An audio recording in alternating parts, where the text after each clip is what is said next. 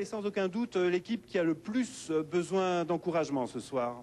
Oui, Michel, vous allez les entendre peut-être derrière moi. Les supporters nancéens sont là. Le stade sera plein à craquer ce soir pour encourager Nancy face à Auxerre. On attend 15 000 spectateurs pour ce qui sera un match capital pour la survie de Nancy en première division.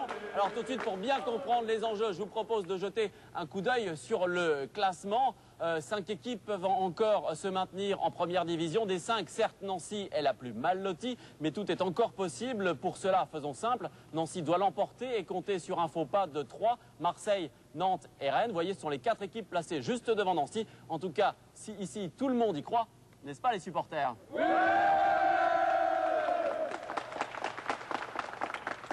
Ambiance sympa, vous voyez ici.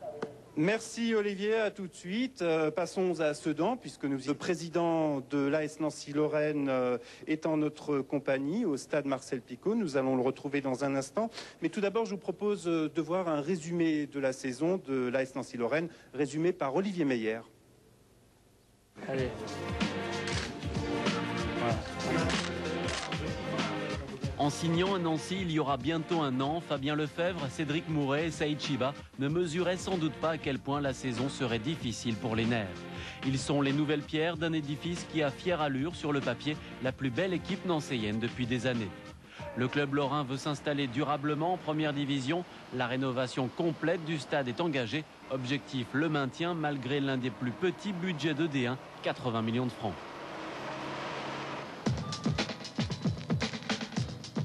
Mais très vite, il y a le feu à la maison. 2 matchs, 2 défaites. La saison démarre mal. À Auxerre, puis à Sedan, la SNL est dépassée.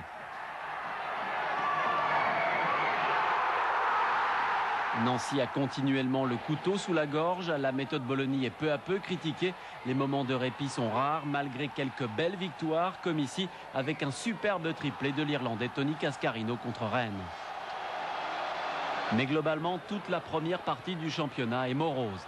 Début décembre, c'est la goutte d'eau qui fait déborder le vase.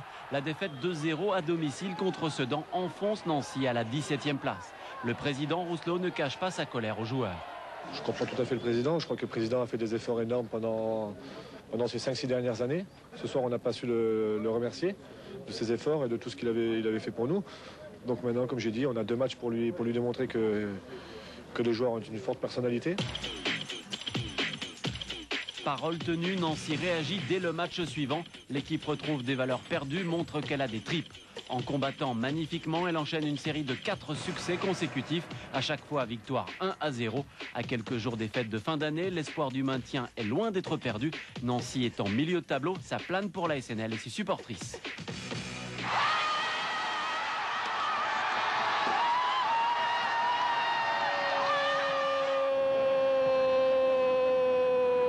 L'équipe est en pleine euphorie quand l'attaquant brésilien Zé Alcino arrive à la SNL.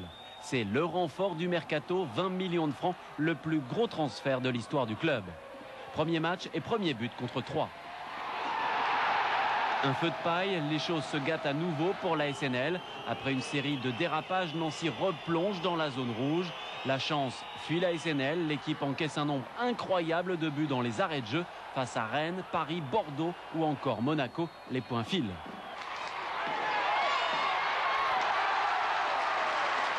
Oui, je suis en colère parce qu'on perd le match après les arrêts de jeu, donc c'est normal que je ne suis pas content. Chiba pleure les points perdus, les Nancéens s'enlisent à nouveau, la situation redevient grave. On est vraiment très mal. Enfin, moi personnellement, j'ai du mal à m'en remettre. Je suis abasourdi, je suis KO debout. Heureusement, Nancy se relance contre Nantes. Ouf, la victoire de l'espoir. Dans ce championnat fou, joueurs et supporters nancéens sont condamnés à souffrir jusqu'au bout.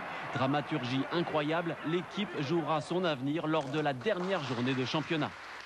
La saison prochaine, Tony Cascarino évoluera au Red Star. Cette semaine, il a reçu la médaille de la ville de Nancy. À quelques jours de son ultime match avec les Blancs et Rouges, le grand Irlandais a fait une promesse. Personnellement, je fais le maximum avec tous les joueurs. Le plus beau cadeau pour moi, c'est Nancy Western D1.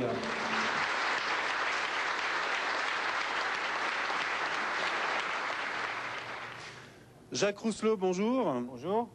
Alors, Olivier Meyer est à vos côtés, mais on vient de voir la Tony Cascarino. Après une médaille de la ville de Nancy, est-ce qu'on peut imaginer un monument à Tony Cascarino si jamais il vous permettait de rester en D1? Je crois qu'on l'a dit tout au long de la saison, mais aussi les saisons passées. Tony Cascarino est vraiment un grand joueur, un grand homme.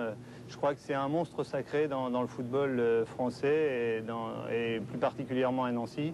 Et je crois qu'il a démontré tout au long de ces 3 saisons et demie qu'il était l'homme sur qui on pouvait compter. Et je crois qu'il est rare d'avoir un homme dans une équipe avec autant de qualité.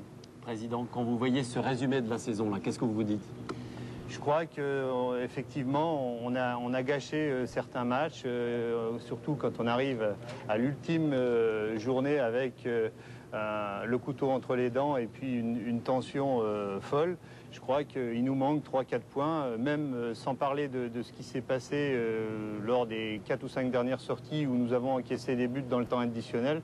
Ça fait partie du football. C'est peut-être pas là-dessus où on a manqué le coche. C'est certainement des matchs à domicile comme Montpellier. Je veux parler de Montpellier où on a dominé pendant 90 minutes de la tête et des épaules et où on a eu 15 ou 16 occasions alors que Montpellier a eu 2 coups de pied arrêtés. Mais là, ça fait partie du football aussi, c'est le côté chance qui n'était pas là, qui n'était pas au rendez-vous. Mais je veux surtout parler des matchs comme Sedan, comme Troyes, comme Strasbourg, où là vraiment sur deux promus, on n'a pas su prendre des points, et le dernier également.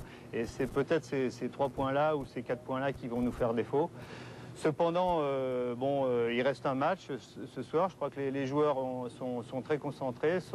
Ils ont à cœur de bien terminer la saison devant leur public. Qu'est-ce que vous allez leur dire tout à l'heure, justement, puisque vous allez les voir? Non, je crois qu'on va leur dire qu'avec Gérard Parentin que c'est pas la peine de se mettre trop de pression. C'est un match comme un autre. Il va falloir l'aborder avec les qualités qui sont les nôtres maintenant depuis 4 ou 5 matchs. C'est-à-dire avec une grande détermination, une grande concentration. Mais il faut pas se mettre une pression excessive et jouer avec un trac absolu. Merci beaucoup, Président. Voilà, Michel.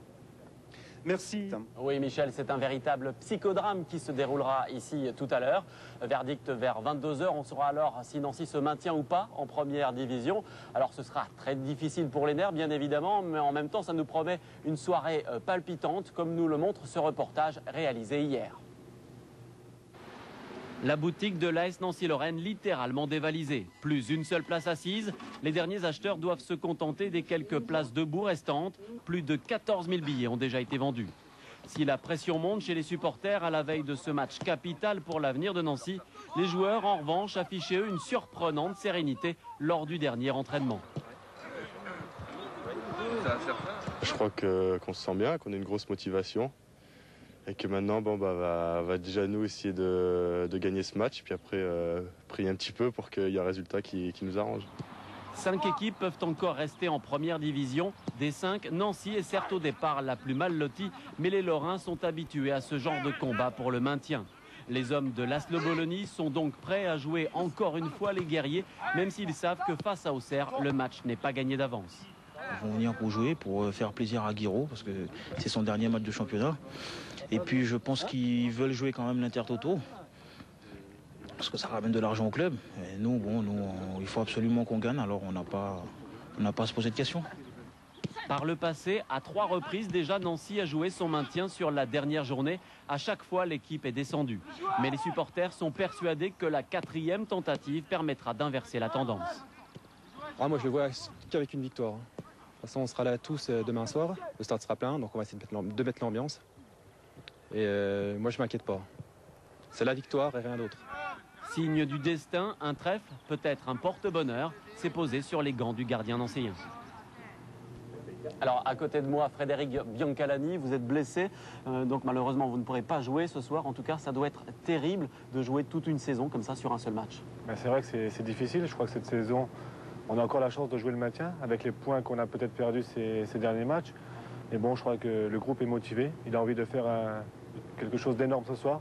Bon, maintenant, je sais que le groupe est concentré, il va faire une super performance. Vous voyez quel scénario ce soir? Le scénario, j'en ai imaginé plusieurs. Mais le plus beau, ça serait que Nancy gagne et puis que, on compte un peu peut-être sur notre rival, mais je crois que ce soir, Metz doit faire un résultat à Rennes. justement pour nous sauver. Alors Nancy doit battre Auxerre, en même temps il faut que d'autres résultats soient favorables aux Nancéens. Vous n'avez pas peur que vos partenaires justement jouent un petit peu avec un transistor collé sur l'oreille? Non, non, je crois qu'à partir du moment où on va rentrer sur le terrain, ils vont être concentrés sur leur match. Ils ont un match difficile. Je crois qu'à partir du moment où le match débute, on est bien concentré sur notre sujet. Je crois qu'on va faire abstraction de tout ça et on fera les calculs à la fin du match. Dans un match aussi important que celui-ci, on pense à quoi d'abord? À sa carrière, au club? Je crois qu'on va déjà penser au club. C'est le club d'abord déjà qui nous rémunère. Donc on leur doit de se maintenir cette saison. Donc comme j'ai dit, je crois que tout le monde va être motivé pour la même chose, le maintien. Et puis après, on fera ces objectifs personnels, on les passera par la suite. Comment il faudra jouer selon vous? Tout miser sur l'attaque d'entrée, être prudent? Non, non, je crois qu'il faut jouer un match normal. Je crois que comme on l'a fait ces derniers temps contre Nantes, on a été bien, je crois, dans tous les compartiments. Donc le coach va mettre quelque chose en place. Ça va être à nous de le respecter puis d'apporter ce petit plus offensivement, justement pour qu'on puisse gagner. Et le fait que ce soit le dernier match de Giroud ici, ça peut jouer? C'est aussi le dernier match de Tony Cascarino, donc j'espère que Tony va savoir nous délivrer ce soir.